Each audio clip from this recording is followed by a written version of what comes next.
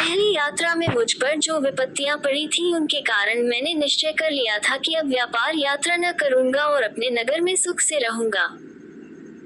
किंतु निष्क्रियता मुझे खलने लगी, यहाँ तक कि मैं बेचैन हो गया और फिर इरादा किया कि नई यात्रा करूं और नए देशों और नदियों, पहाड़ों आदि को देखूं। अतएव मैंने भांति भांति की व्यापारिक वस्तुएं मोल ली और अपने विश्वास के व्यापारियों के साथ व्यापार यात्रा का कार्यक्रम बनाया। हम लोग एक जहाज पर सवार हुए और भगवान का नाम लेकर कप्तान ने जहाज का लंगर उठा लिया और जहाज पर चल पड़ा। हम लोग कई देशों और द्वीपों में गए और हर जगह क्रय विक्रय किया। फिर एक दिन हमारा जहाज एक हरे भरे द्वीप के तट से आ लगा। उस द्वीप में सुंदर और मीठे फलों के बहुत से वृक्ष थे।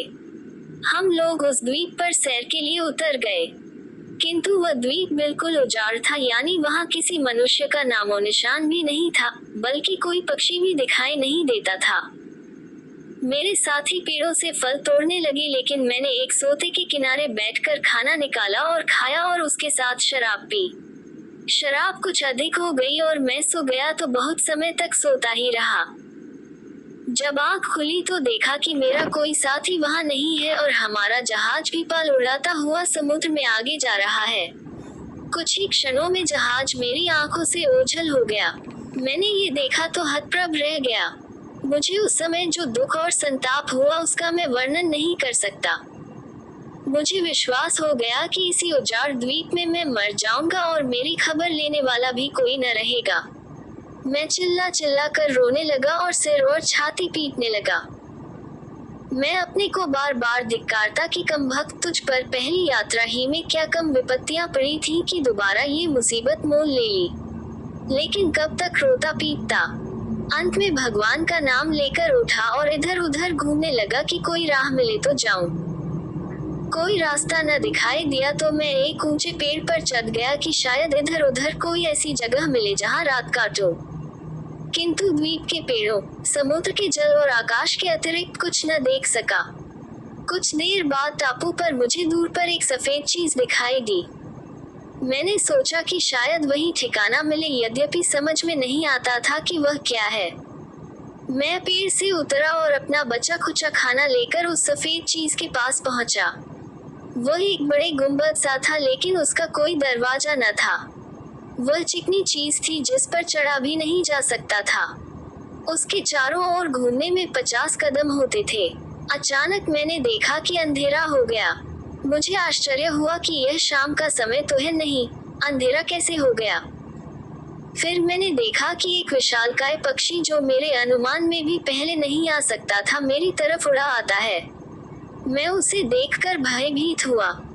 फिर मुझे कुछ जहाजियों के मुंह से सुनी बात याद आई कि रुख नामी एक बहुत ही बड़ा पक्षी होता है।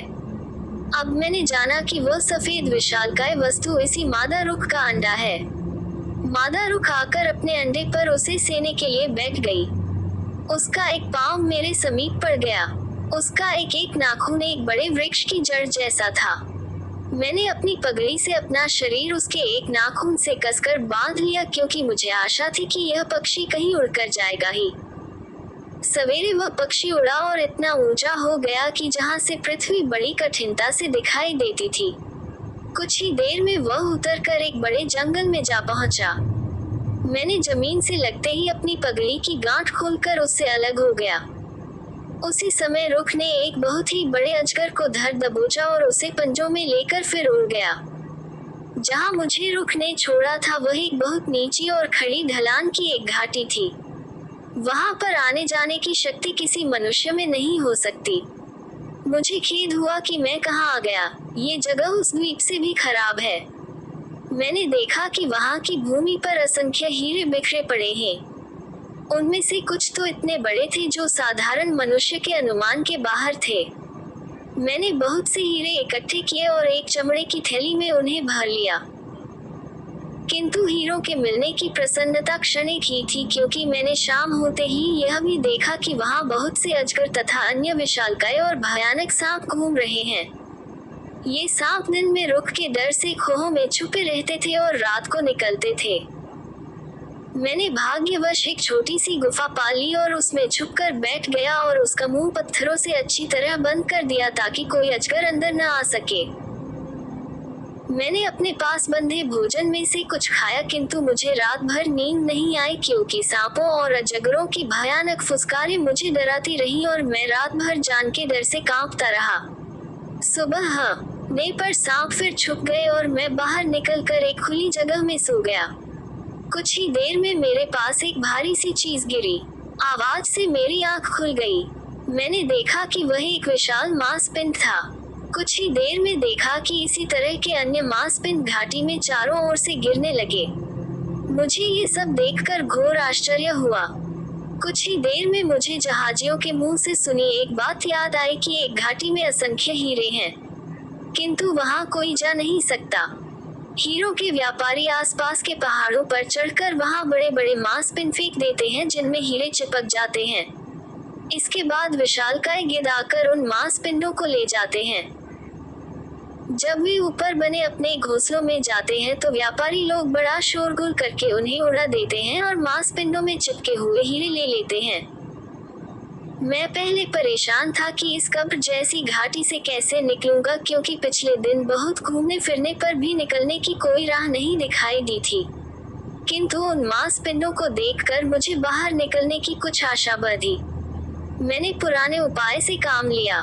मैंने अपने को एक मांस पिंड के नीचे की ओर बांध लिया। कुछ ही देर में एक विशाल गिद्ध उतरा और मांस पिंड को और उसके साथ मुझे लेकर उड़ गया।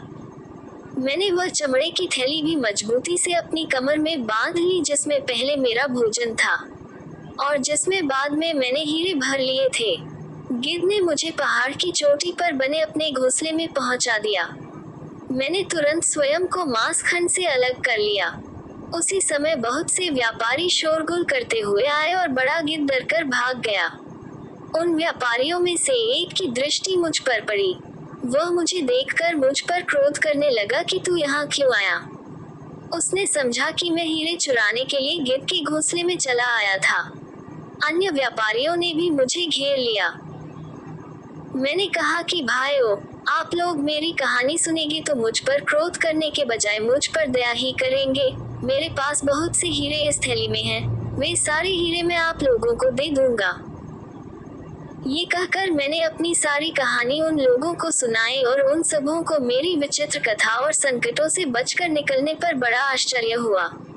व्यापारियों का नियम था कि एक एक गिद्ध के घोंसले को एक एक व्यापारी चुन लेता था। वहां से मिले हीरों पर उसके सिवा किसी का अधिकार नहीं होता था। इसीलिए वह व्यापारी जिसके हिस्से में वह घोंसला था मुझ पर क्रोध कर रहा था। मैंने अपनी थैली उलट दी। सब लोगों की आंखें आश्चर्य से फट गईं क्योंकि मैंने कई बहुत बड़े बड़े हीरे भी भर लिए थे। मैंने उस व्यापारी से जिसके हिस्से में वह घोंसला था कहा कि आप ये सारे हीरे ले लीजिए। उसने कहा कि यह हीरे तुम्हारे हैं, मैं इनमें से कुछ न लूंगा। किंतु जब मैंने बहुत जोर दिया तो उसने एक बड़ा हीरा और दो चार छोटे हीरे ले लिए और कहा कि इतना धन मुझे सारी जिंदगी आराम से रहने को काफी है और मुझे दोबारा यहाँ आने और हीरे प्राप्त करने की आवश्यकता नहीं पड़ेगी। रात मैंने उन्हीं व्यापारियों के साथ गुजारी। उन्होंने मुझसे विस्तार से मेरी कहानी जाननी चाहिए और मैंने सारे अनुभवों का उनसे वर्णन किया। मुझे अपने सौभाग्य पर स्वयं जैसे विश्वास नहीं हो रहा था। दूसरे दिन उन्हीं व्यापारियों के साथ रोहा नामी द्वीप में पहुंचा। यहाँ पर भी बड़े बड़े सांप भरे पड़े थे। हम लोगों का भाग्य अच्छा था कि उन सांपों से हमें कोई क्षति नहीं हुई। रोहा द्वीप में कपूर के बहुत बड़े पेड़ थे। कपूर के पेड़ की टहनियों को छुरी से चीरकर नीचे एक बर्तन रख देते हैं। पेड़ का रस निकलकर बर्तन में जमा हो जाता है और जमकर यही कपूर कहलाता है। पूरा रस निकल जाने पर वह टहनी मुरझाकर सूख जाती है। कपूर का पेड़ इतना बड़ा होता है कि उसकी छाया में 100 आदमी बैठ सकते हैं। उस द्वीप में एक पशु होता है जिसे गेंडा कहते हैं। वह भैंसे से बड़ा और हाथी से छोटा होता है। उसकी नाक पर एक लंबी सींग होती है। उस सींग पर सफेद रंग के आदमी की तस्वीर बनी होती है।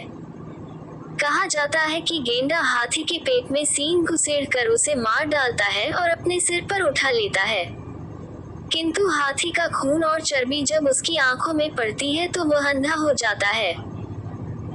ऐसी दशा में रुख पक्षी आता है और गैंडे और हाथी दोनों को पंजों में दबाकर उड़ जाता है और अपने घोंसले में जाकर अपने बच्चों को उनका मांस खिलाता है। उस द्वीप से होता हुआ मैं और बहुत से द्वीपों में गया और अपने हीरो के बदले वहां की बहुमूल्य वस्तुएं खरीदी। इस प्रकार कई द्वीपों और देशों में व्यापार करता हुआ बसरा के बंदरगाह और वहां से बगदाद पहुंचा। मेरे पास इस यात्रा में भी बहुत धन इकट्ठा हो गया था। मैं उसमें से काफी दान किया और कई निर्धनों को धन से संतुष्ट किया। अपनी दूसरी सागर यात्रा का वृतांत समाप्त करके सिंदबाद ने हिंदबाद को 400 दीनारे देकर विदा किया और कहा कि कल इसी समय यहाँ आना तो तुम्हें अपनी तीसरी सागर यात्रा का वृतांत सुनाऊंगा। ये सुनकर हिंदबाद भी उसे धन्यवाद देकर विदा हुआ और अन्य उपस्थित लोग भी। तीसरे दिन नियत समय पर हिंदबाद तथा अन्य मित्रगण सिंदबाद के घर आए। दोपहर का भोजन समाप्त होने पर सिंदबाद ने कहा, दोस्तों, अब मेरी तीसरी यात्रा की कहानी सुनो जो पहली दो यात्राओं से कम विचित्र नहीं है।